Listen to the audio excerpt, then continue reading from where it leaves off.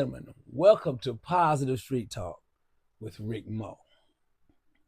To my left and your right is Miss Angela Hill, a Cleveland native who grew up in the Huff, Superior, St. Clair area, a graduate of Glenville High School, retiree, small business owner, instructor, administrator, and certified community health worker, and devoted mom and grandma. Angela owns and operates Creative Learning, utilizing educational services. And I think the initials for that is CLUES to you, LLC. Yes, clues to you. Clues to you. That's what it says. Okay, great.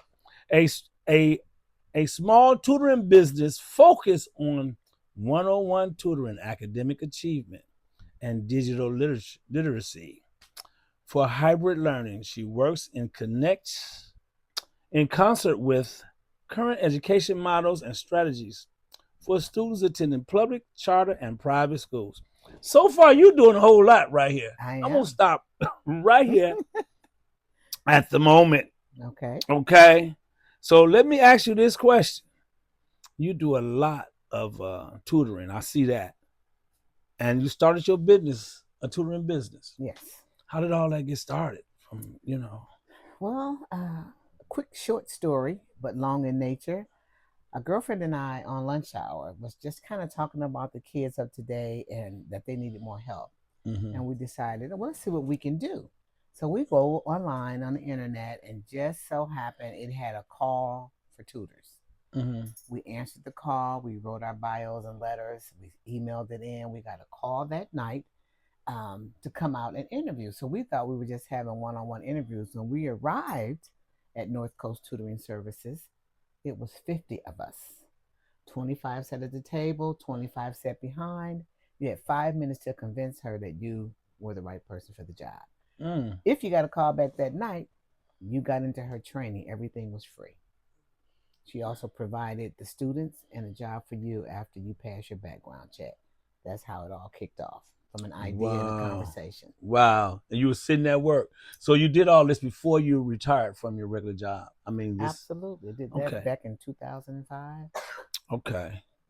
Do you mind me asking you, what was your regular job? What were you doing before this? Well, at the time, I was at Cleveland Clinic, and I was in outpatient radiology as what they called, what would you call it?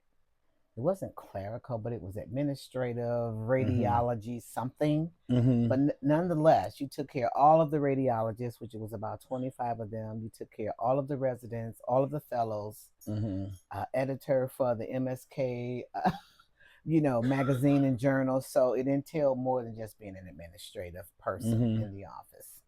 And I also see, Angela, that you hold a BS in business management administration and has a background in supply chain and program management in manufacturing and healthcare.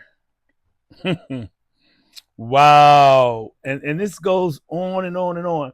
But what I want to focus on, okay, is the services that you provide, the educational services that you provide, not only for teenagers and younger, but I see something down here where it says that you provide a service for seniors also. Absolutely. So you do a lot in the community. I am very versed in the community, always been community service oriented because I see the need. You are busy. Okay. So you receive your tutoring training through North Coast Educational Service. That's what you were just talking about, right? Yes. And then you launched your tutoring career. Wow.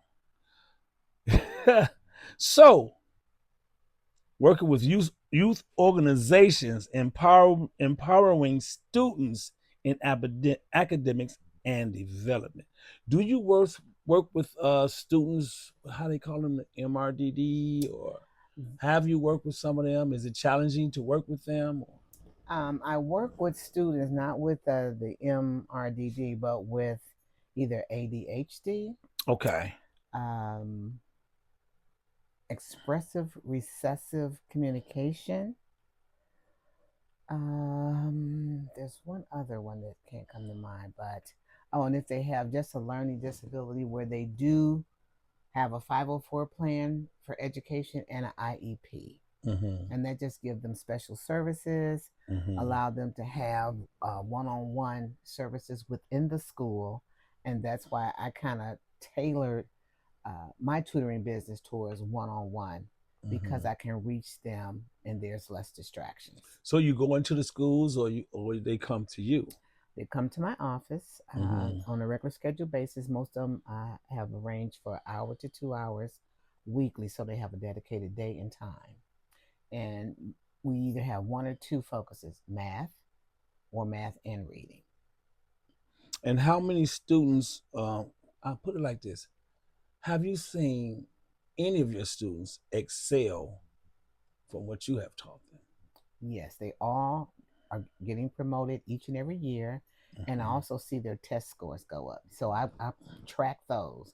Whatever they get back for their state testing, and I see those areas are still not up to par, we go Mm-hmm. in more and more on those areas. And we do see them creep up. It's a small increment, but we'll take any increment as a progress to be proficient, which proficient is having a 700 score on reading and math. Anything below that, you're basic and limited. So, what's the age ranges of the students that catch on faster? Are they the younger students or the older ones? The second, third, and fourth graders catch on faster. Fifth, sixth, and seventh, um, they catch on, but they have so much more on their minds that they're Mm-hmm. easily distracted. Mm-hmm. And it takes from them being able to remember what they learned, memorization techniques, and to apply that. Mm-hmm. And what about the 15, 16, 17-year olders? My experience with them in an academic setting is if you can get past the attitude, and we all know The what that teenage is, the attitude, huh? teenage attitude, and get them to understand that we're working together with the goal of helping you to Mm-hmm. improve and progress, not only in academics, but in life. Mm-hmm. Because I do youth development, I throw that in there along with it Mm-hmm. because they need that.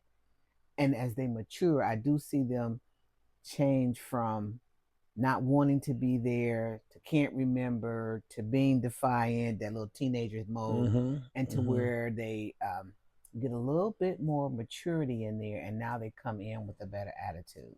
So most of the students I deal with them over years. Mm-hmm. It's not a come in So, and get it. When I right, that's first what. started out, I just wanted to turn the light bulb on, and then we're done. Mm-hmm. Well, the light bulb doesn't turn on and It stay don't, on like it right. used to. Mm-hmm. So it's ongoing, it's progressive, and we have to build that bond where Mm-hmm. they feel comfortable and they trust me. They Mm-hmm. know that when I come here, Miss Angela is not going to judge. Mm-hmm. I'm going to deal with what they give me, but we're going to still stick to that curriculum that we have to do Mm-hmm. because that's the reason why you're here. And that was actually my next question. Um, do you have students that you started tutoring when they was like maybe third or fourth grade, and now they're in high school Yes. or middle school? Yes. And I have a couple where I started out not so young, but about sixth and seventh grade. Mm-hmm. And I've tutored them through college, graduating from college. I have two that's working on their RNs right now. I'm still tutoring them for that. So I don't just send them out there. I hold their hand until they say, "Okay, I'm good, Miss Angela." So you are definitely one of the people that's making a difference in the community. And then they talk about, you know, uh, stuff not being done or people not helping. But there's a lot of help out here. You just have to know where to get it from and reach out, right? I agree, because when I get the old verbiage of there's no help out here, you can't do this, I have to say no. I don't agree with you, because if I take them right online and say, if you just type in here, this is what you're looking for, you're gonna get a host Mm-hmm. of resources that you can tap Mm-hmm. into. So it depends on your level of commitment Mm-hmm. to go find those resources, to dig into it and see what it takes and see if that particular resource fits what you're looking for. And if not, you continue on. So I know for a fact that it's Mm-hmm. out here. You just have to go Mm-hmm. seek it. So that means that the parents have to be dedicated to Absolutely. finding help for their children. Absolutely. If they drop the ball, then the ball drops for the children. Correct. And when I see that, I work with the parents as well. Mm-hmm. I send, if you need funding, I'll go look for funding. I'll send them the links. I'm not going to go in and do all that, but I'll Right. do the research Mm-hmm. and say, this I feel will fit what you're looking for and could help you, but I need you to do that and get back with me. So I will take the first step. What about wayward children? Have you worked with any of them? Children that has been in the system, have been in juvenile homes and, you know, places where they have been incarcerated. Have you worked with any of those students? 2 that was juvenile incarcerated for a short period of time, trying to peer pressure and belong. Mm-hmm. And we were able to pull them out of that arena and bring them back into the mainstream fold to do what they need to do. It's not an easy task by no means. Do you wish you could get more of these students like that, such as those students that's, you know, that's in the system, that's been locked up? They really need the help. A lot of them, they have that lack of education, lack of great parenting, you know, because that's where it all started at. It really starts at home. And I'm not saying that great parents don't get troubled children, because they do. Yes, You I know, agree. because I had a great parent, and my mom, and she raised 10 children, and we did our own thing. And some of us did not so good things, such as myself, but I grew out of it, and my older brothers. But we had a great mom. She did all she could Absolutely. to help us. Well, I look at it this way. Children are taught right from wrong, and they know that. They get to a certain age and they want to test the waters. And that's when they go astray. Mm-hmm. Because they don't believe what they've been told. They have to do it tried and true. And everybody have to have their own life experiences. Exactly. The key is to learn from those experiences, Mm-hmm. good, bad, or Mm-hmm. indifferent, Mm-hmm. and that'll pull you back on the right track. Mm-hmm. My goal would be, if I were to broaden my landscape to include the waywards, I would have to probably employ some employees, Mm-hmm. because I couldn't do it all myself, because Right. now I'm in the business and I run it. Mm-hmm. And I love being in it. Yeah. You know, Yeah. if I could clone me, then I'm Mhm. good. But that's not the case. But if they come my way, I don't turn them away. Yeah. Yeah. If I can't service them, I'm getting ready to start a referral network Mm-hmm. to refer it out to capable, certified individuals who will be specialized in whatever the issue could be, but got to have that academic component, because the goal is to get them educated, to learn and do better. Mm-hmm. Gotta do Parents, I hope you're listening, because this is crucial. And you just answered my next question again. You're going right into the questions, because some of these waywards, they want the help. They So, my next question was, can they come to you and ask you, look, Miss Gina, Miss Angela, can you help me? I will do whatever I can do to do Yeah. it. I'll go to the nth degree to what I can do. That, Mhm. like I said, that's within my landscape. Mhm. If it's beyond that, I'm sure I can reach out and get them where they Mhm. need to be, and talking to the right people. Mm-hmm. In reading your bio, you've got so much training in this. I mean, your youth development training was required through the Case Western Reserve University, Cuyahoga County Youth Work Initiative Program. And that's another question. How did you get into all of these, you know, just, they're all lined up, Well, all of this? once you get into your industry, and it's a small group, and they get to know about you, but I'm always searching for additional training, resources, Mhm. relationships. So when I'm out there and it pops up and they say, hey, we're looking for folks to provide training to, I get right on it, because Mhm. I have a little bit more time than money. Mhm. So if they're willing to pay, I'm willing to go in there and do what I need to do to get that training and to push it back out into our neighborhoods and communities. And you said you helped some people through college. Yes. Are they finished with college? Are they still in college? Have they become professionals in what they went to college for? What they I have two. One has graduated with a BSN, working on RN, hmm and currently working at Cleveland Clinic. And then I have this one that's going into sports medicine. Okay. Oh, sports medicine. That's Sports great. medicine, and they're all proficient in soccer. They're black belts. They have other things that they are excel in, but they're very disciplined. So that discipline has to be there. Mm-hmm. It may take them a little longer sometimes. As I said, we all have our little bag of experience Mm-hmm. that we want to do, and it might Mm-hmm. take us off the track. But Mm-hmm. once we get there, we come back. If you're really Mm-hmm. dedicated to what you want to do and your goal, you'll come back.